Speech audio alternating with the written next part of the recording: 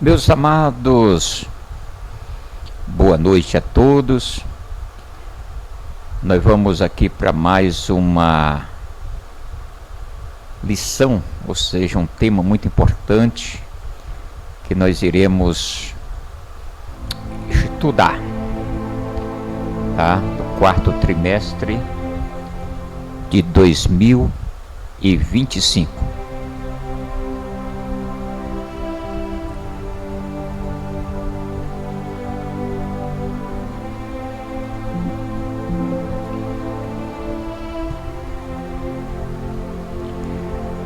A lição de número 10,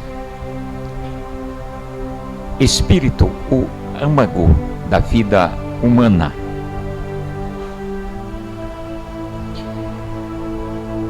Bom, nós vamos ler aqui uma leitura bíblica em classe. Primeiramente, para Gálatas, capítulo 2, versículo 7. E em seguida, Eclesiastes 12, 7. Tem Zacarias 12, 1. E João 4, 24.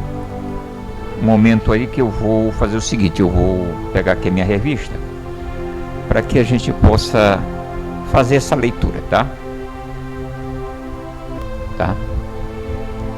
É Gênesis capítulo 2, 7.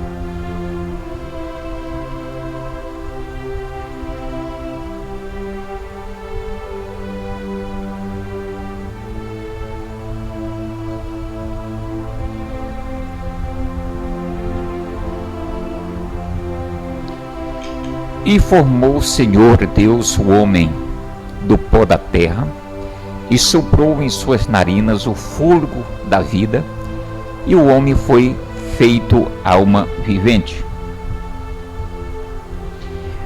Agora nós vamos para Eclesiastes capítulo 2, 12, 7. Eclesiastes 12, 7. E o pó volte à terra, como era, e o espírito volte a Deus que o deu. Ainda tem mais referências. Zacarias 12, 1. Peso da palavra do Senhor sobre Israel. Fala o Senhor, o que entende o céu, e que funda a terra, e que forma o espírito do homem dentro dele. Vamos agora para João capítulo 4, versículo 24. Bíblia na tela. Deus é espírito, e importa que os que adoram o adorem em espírito e em verdade. Meus amados, vamos então para o texto áureo.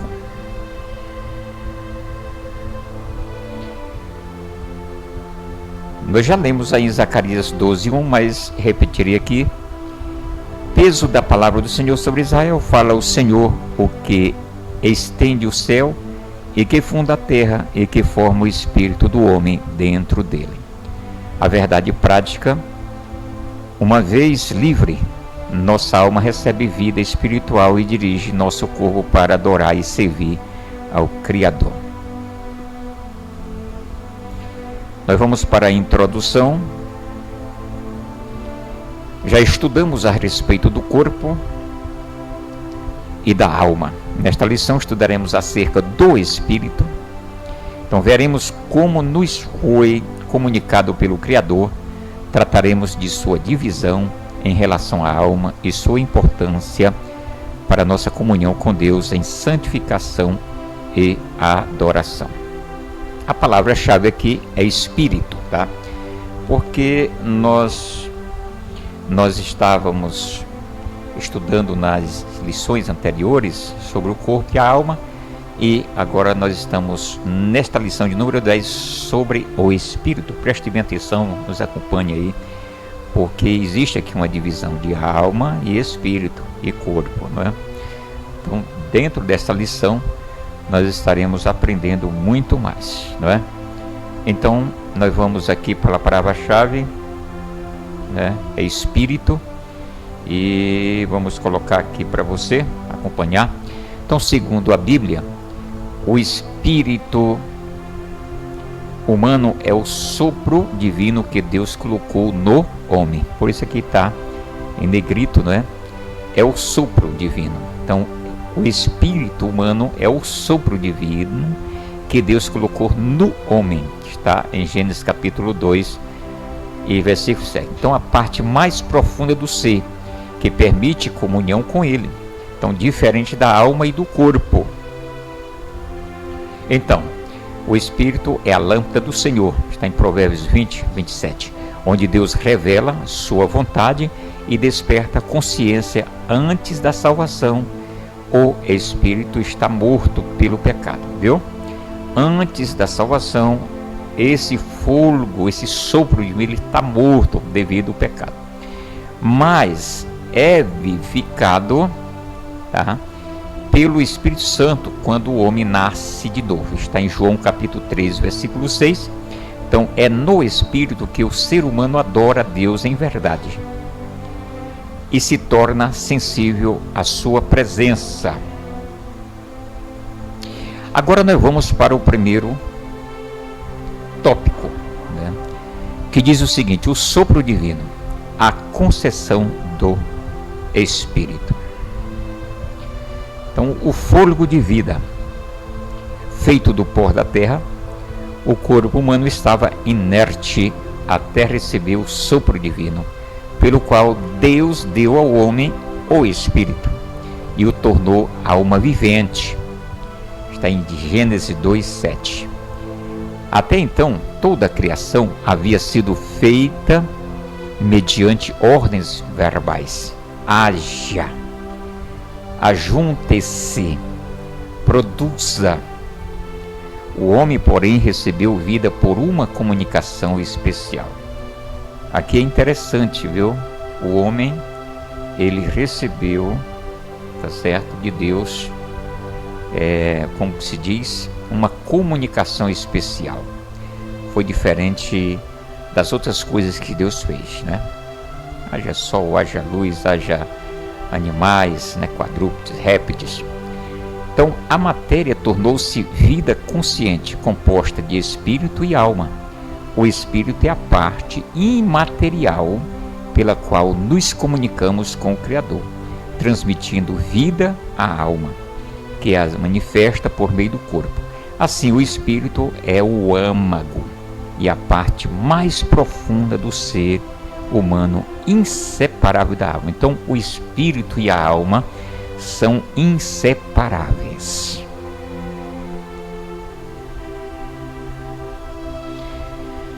O espírito humano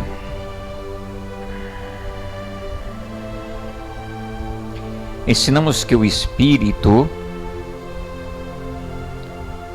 como parte integrante do ser humano, é distinto da alma. Olha só, porque é o seguinte: existem ensinamentos que junta espírito e alma, que se diz a mesma coisa, e o corpo. Mas na questão aqui, que nós entendemos pela palavra de Deus, é que o corpo é a matéria, a alma é a vida, né? Onde está o centro das emoções, e o espírito é o fôlego de vida. Então, existe aqui uma distinção. Então, vamos aqui para complementando, que às vezes é confundido com ela porque os dois elementos são inseparáveis e de substância imaterial. Então, o espírito foi colocado por Deus no interior de Adão quando este foi criado. Então, o espírito humano está em todos os seres humanos. Então, o espírito está dentro do corpo, é por meio dele que se adora a Deus. Do espírito humano provém o desejo de buscar as coisas espirituais. Então é através do Espírito que podemos buscar as coisas espirituais, tá? 2. A singularidade do Espírito. Então a alma e Espírito são mencionados ao longo de toda a Bíblia como partes imateriais distintas do ser humano. Zacarias 12:1, nós já lemos na leitura, afirma que Deus forma o espírito do homem dentro dele. E Jó 7:11 faz referência ao corpo, ao espírito e à alma. E Eclesiastes 12:7 declara que o pó volta à terra e o espírito a Deus, que o deu. Então, esse retorno ocorre junto com a alma, consciente das ações humanas, boas ou más. Lucas 16:22, creio que você já deve saber, você que lê a Bíblia, sobre esse texto bíblico falando justamente da consciência, do rico e o Lázaro, Então, o termo hebraico ruach, quer dizer espírito, pode representar ambos os elementos espirituais, Então, inepsia, quer dizer alma, também é usada em várias passagens para designar o ser imaterial como um todo, tá? Estamos vendo aqui o subtópico 2, mas aqui nós temos acréscimos. Nós vamos ver aqui o espírito humano segundo a Bíblia. Então, origem divina. O homem recebeu o sopro da vida de Deus, que formou o espírito humano. Parte mais profunda do ser é o elo entre o homem e o Criador, onde ocorre a comunhão com Deus. Fonte de sabedoria, há no homem um espírito e o sopro do Todo-Poderoso o faz sábio. Canal de ação divina, é por meio do Espírito que o Espírito Santo fala e confirma nossa filiação a Deus. Sinal da imagem de Deus, revela a singularidade do homem como ser espiritual, criado à semelhança do Criador.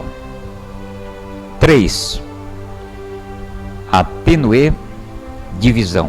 No Novo Testamento, NT quer dizer Novo Testamento, em 1 Tessalonicenses, uma carta de Paulo, 5:23, e Hebreus 4:12 se destacam em relação à distinção entre alma e espírito. Preste bem atenção. Deixa eu colocar aqui o cursorzinho para você acompanhando, você que está me acompanhando aí através do YouTube, Coloque na televisão aí, na sua Smart TV, tá? No seu celular, e vamos estudar junto e acompanhe. Eu estou aqui facilitando para você estar lendo e acompanhando, com imagem, tá certo? Olha só o que diz: pois os mencionam expressamente sem qualquer aparência sinonímica.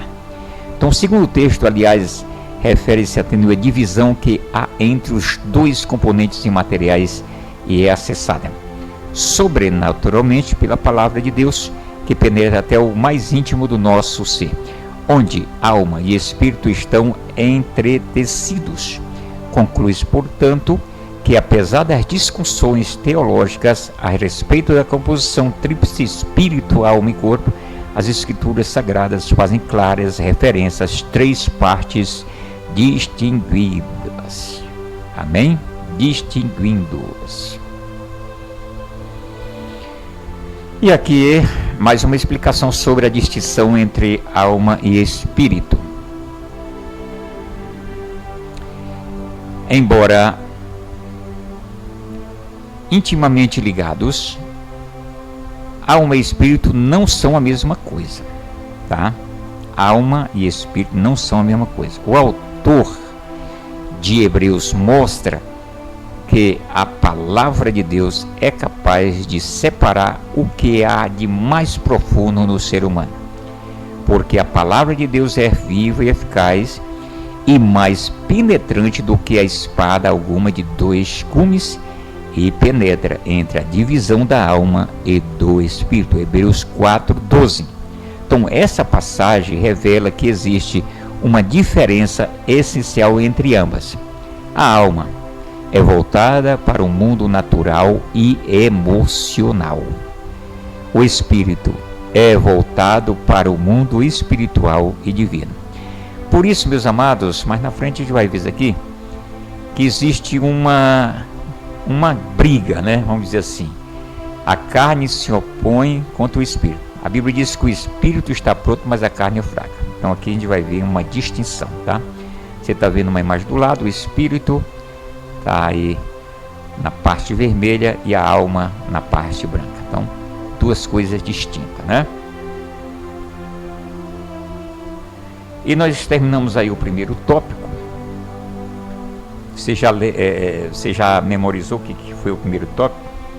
Você quer que eu volte lá para você ver? Eu vou voltar lá para você ver o que era o primeiro tópico. Tá, o primeiro tópico é isso aqui, ó. O sopro divino, a concessão do Espírito, tá? E agora nós vamos para o segundo tópico, vamos passar aqui. Aqui estamos no segundo tópico. Espírito, pecado e santificação. É muito interessante, me acompanhe aí, não saia, é muito importante para você estar acompanhando a questão do Espírito, pecado e santificação. Pecados do Espírito. Existem pecados do corpo, como a prostituição, e da alma, como os maus pensamentos. Preste bem atenção aqui. Pecados do corpo, como a prostituição, e da alma, como os maus pensamentos. Mas há também pecados do Espírito.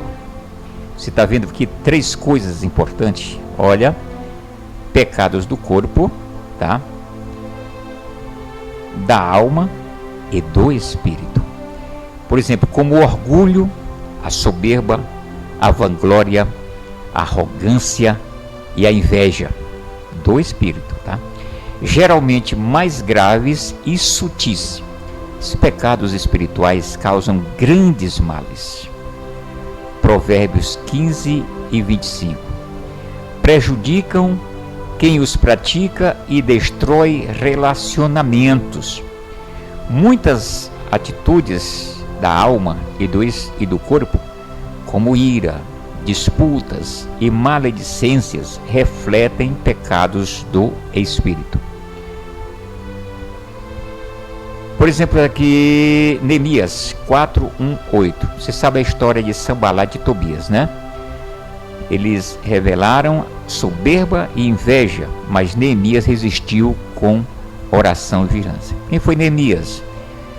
Levantou os muros de Jerusalém que estavam destruídos, né? Então Sanbalat e Tobias, eles estavam com inveja, então, pecados do Espírito.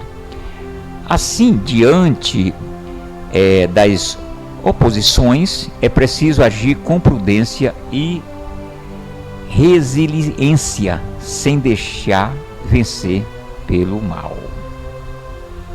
Seria bom se a gente fosse colocando aqui as referências. A gente vai demorar muito, né? Colocando as referências, é melhor que você esteja aí pesquisando, né? Mas vamos aqui, preste bem atenção. Lista de pecados do Espírito. Incredulidade, rejeição da fé, rebeldia, resistência à vontade de Deus, hipocrisia, fingir santidade, blasfêmia contra o Espírito Santo, rejeição deliberada da ação de Deus, amargura, ressentimento e dureza interior, mentira espiritual, falsidade diante de Deus, idolatria interior, colocar algo no lugar de Deus, falta de perdão, bloqueio da comunhão com Deus, falso arrependimento, remorso sem mudança, desobediência persistente resistência contínua ao Espírito Santo.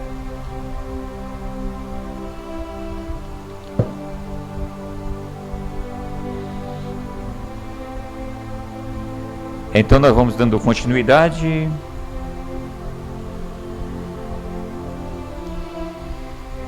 Raízes do pecado. Você está vendo aí um desenho aí de um coração e uma planta, né? Aí está enraizada.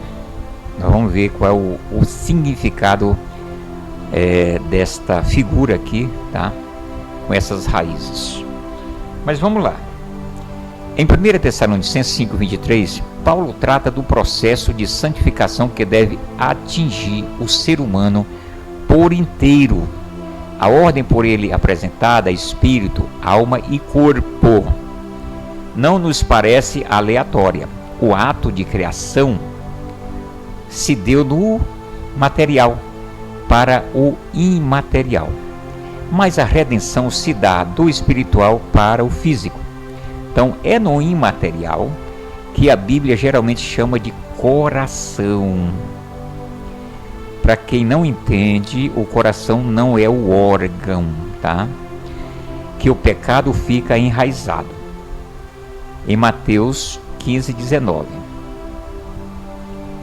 Quer ir para a Bíblia Sagrada? Nós podemos ir na Bíblia Sagrada agora mesmo. Porque do coração procedem os maus pensamentos, mortes, adultérios, fornicação, furtos, falsos testemunhos e blasfemas. Aí está Mateus capítulo 15, versículo 19.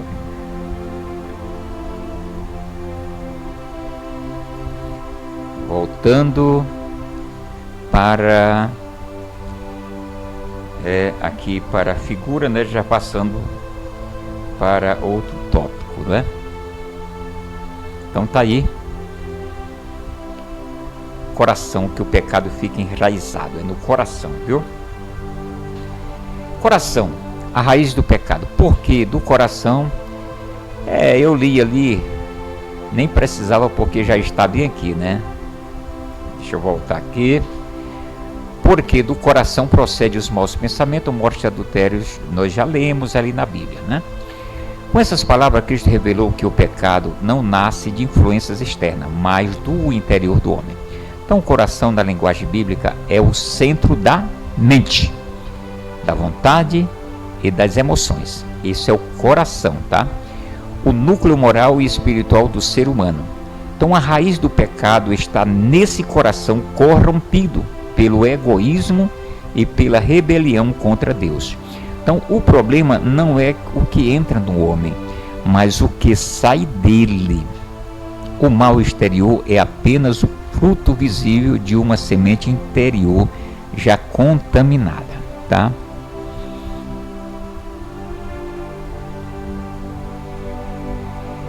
Três, vencendo o pecado. Tem aí uma figura de uma mão, de um antebraço e uma corrente, né?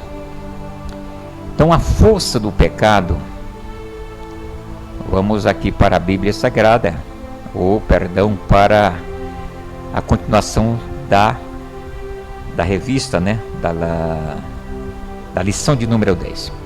Então a força do pecado enraizado no espírito só é vencida quando deixamos de confiar em nós mesmos e dependemos totalmente da graça e do poder de Deus.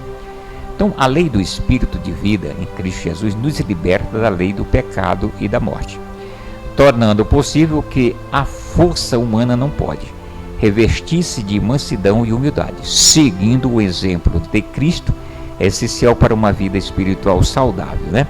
A arrogância não deve existir entre os cristãos, e contendas em nome de Cristo revelam falta de entendimento do verdadeiro evangelho, pois ao servo do Senhor não convém contender. Devemos purificar-nos de todo o pecado, inclusive do espírito, aperfeiçoando a santificação no temor de Deus, né? Então, para vencer o pecado é com Cristo mesmo, não tem outro, é com Cristo que nós Estamos no subtópico 3 do ponto 2, vencendo o pecado. Como vencer o pecado do espírito enraizado? Reconheça o pecado, admita o mal interior. Permita que Deus sonde o seu coração, peça ao Espírito Santo revelação, renda-se a Cristo, leve o pecado à cruz, alimente-se da palavra, ela purifica e renova o espírito.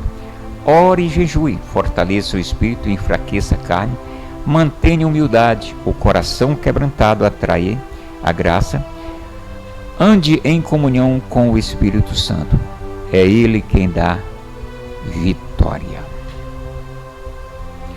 E agora nós vamos para o último tópico, que fala da regeneração e adoração.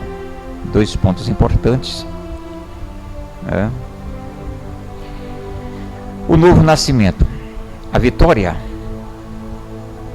sobre o pecado começa necessariamente com a experiência espiritual do novo nascimento. Ato divino operado em nosso interior que nos outorga um espírito regenerado. Isso era incompreensível para Nicodemos e seu padrão religioso, assim como é para os que desejam mostrar aparência de piedade sem ter experimentado o sobrenatural processo de regeneração. Então, com o espírito altivo, resistem à verdade e negam a inerrância e a infalibilidade da Bíblia, considerando sua mensagem ultrapassada. Interpretam as Escrituras conforme seus desejos já estabelecidos. Não podemos ter comunhão com os tais. Então está aí o novo nascimento. A pessoa, para ser regenerado, ele tem que se converter, ele tem que deixar as coisas deste mundo, tem que confessar a Cristo para que tenha uma nova vida. Então a importância da regeneração do espírito humano. Então o estado do homem sem Deus, o espírito humano está morto por causa do pecado. Está escrito em Efésios 2:1.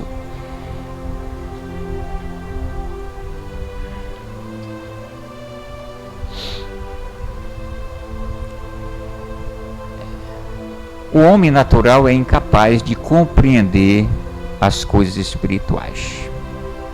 1 Coríntios 2:14. A necessidade do novo nascimento. Jesus declarou: é necessário nascer de novo. Então esse nascimento é espiritual, obra do Espírito Santo e não da carne. O que é a regeneração? É a renovação interior operada por Deus no espírito humano. Então o Espírito Santo vivifica o que estava morto e restaura a comunhão com o Criador.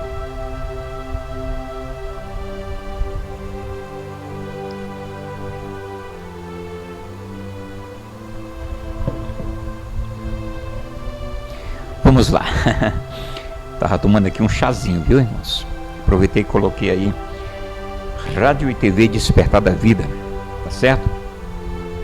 Então, meus amados, a questão é isso aí. Enquanto o homem não nascer de novo, esse espírito humano, ele está morto. Está morto. Por isso a Bíblia diz que existe uma guerra entre espírito, né, e a carne. A Bíblia diz que o espírito está pronto, mas a carne é fraca. Então existe uma briga.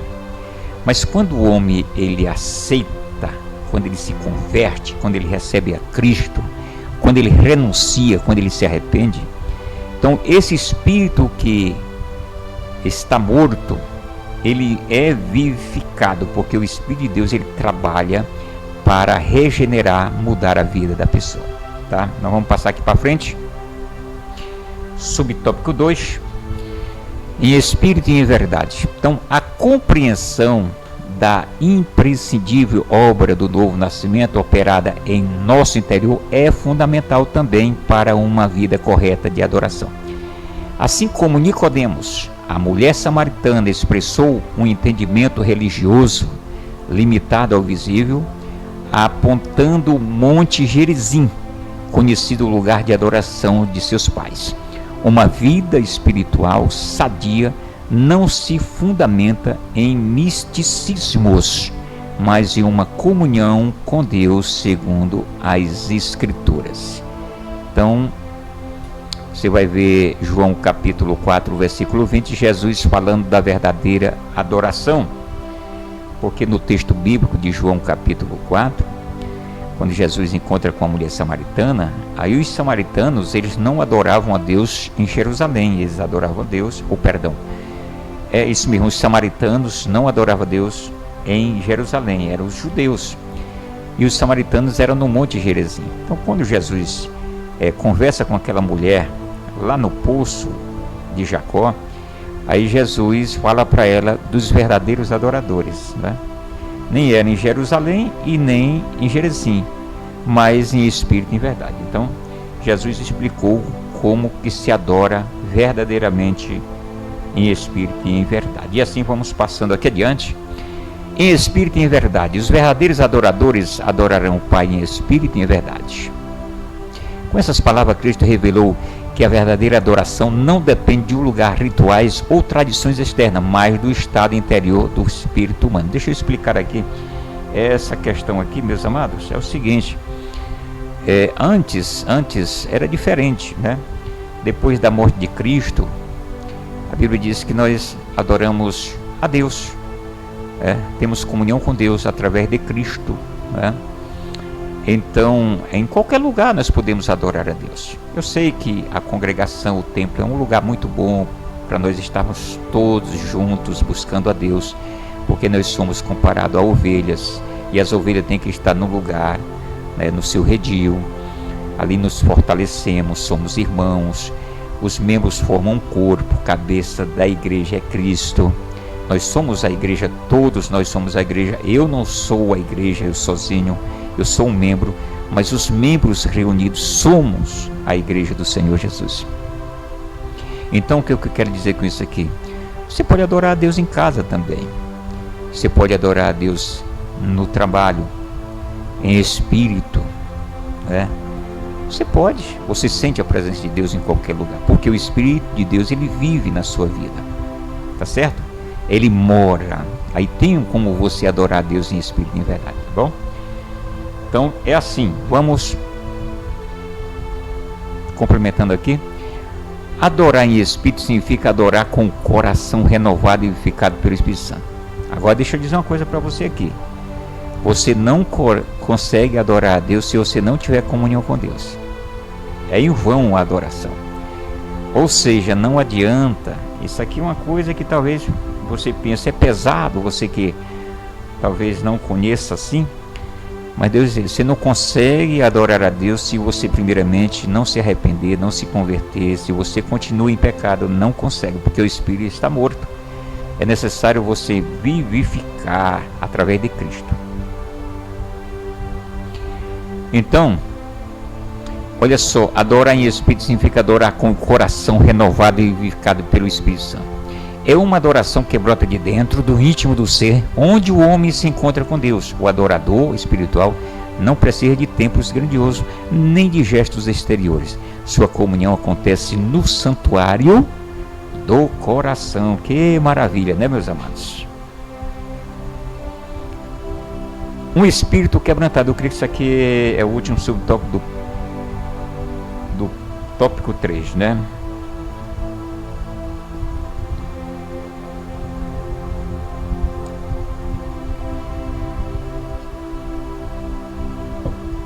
Vamos lá.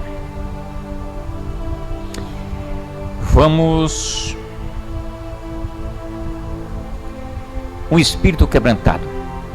Então, o pentecostalismo clássico sempre foi despido de crenças e práticas alheias às escrituras, buscando sempre refletir o autêntico cristianismo bíblico.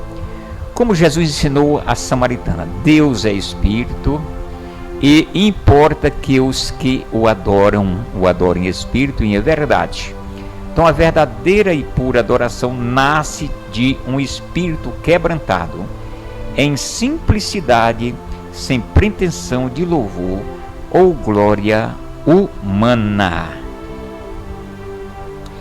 Então um espírito quebrantado é o coração humilde, arrependido e sensível à voz de Deus. Quebrantamento não é fraqueza, mas submissão sincera diante do Criador. Base bíblica: perto está o Senhor dos que têm o coração quebrantado. Salmos de número 34, 18.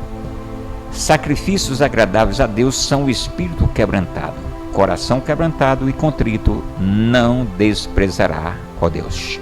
Salmos 51, 17. Porque o quebrantamento é necessário.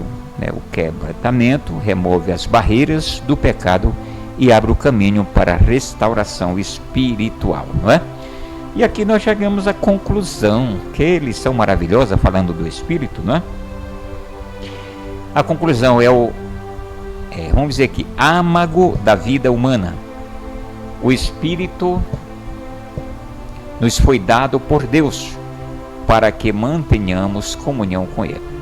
Não deixemos que os cuidados da vida nos façam esquecer de que somos seres espirituais. Desfrutar da presença divina fortalece o espírito, alegra a alma e nos enche de vigor para enfrentar os desafios cotidianos em nossa jornada ao céu. Mais uma lição concluída, lição de número 10 do quarto trimestre para os adultos. Nós vamos então finalizar aqui, que o título da lição foi isso aqui.